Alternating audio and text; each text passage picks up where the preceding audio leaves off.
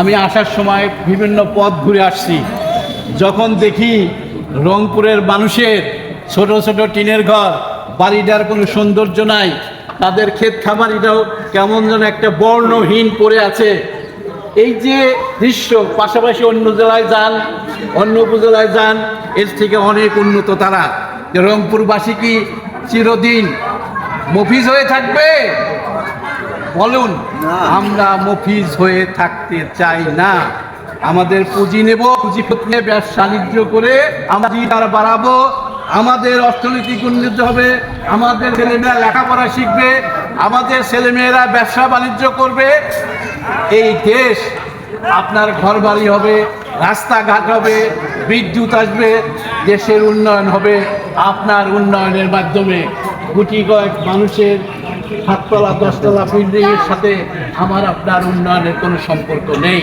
গুটি কয়েক মানুষের বাড়িতে এসি লাগানোর সাথে আমার জীবন মানের উন্নয়নের সম্পর্ক নেই, আপনার জীবন মানের উন্নয়নের সম্পর্ক নেই। সুতরাং আমাদেরকে পরিষ্কার বুঝতে হবে। এই যে দেখেন, এখন পত্র পত্রিকা মিডিয়ায় দেখতে পাচ্ছেন, কি দেখতে পাচ্ছেন? বড় বড় সাহেবরা হাজার হাজার কোটি টাকার দুর্নীতি করছে। কোথা দিয়ে নিয়ে গেলে আমরা কেউ জানি না, কিন্তু তারা ভদ্রবেশী, তারা বাংলাদেশের সবচেয়ে বড় ক্ষমতাধর ছিলেন, তারাও কিন্তু ধরা পড়ছে। এখন আমাদের দেশের নেতৃস্থানীয়রা কি বলছেন?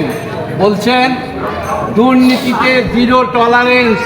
আমরা দুর্নীতি এই যে আইন, এই আইন পাশ করার মধ্য দিয়ে আমরা আমাদের টাকা উদ্ধার করব, সারা বাংলাদেশ থেকে দুর্নীতি বন্ধ করব, এটি আমাদের প্রতিজ্ঞা। আমরা আসুন সবাই মিলে আমরা আবেদন করি, নিজেদের টাকা নিজে ফেরত নেই। আর 10ই ডিসেম্বর সকাল 10টায় আমরা জাতীয় প্রেসক্লাবে উপস্থিত হয়ে আমরা জানান দেই আমাদের টাকার প্রয়োজন, এই আইন দ্রুত পাশ করো।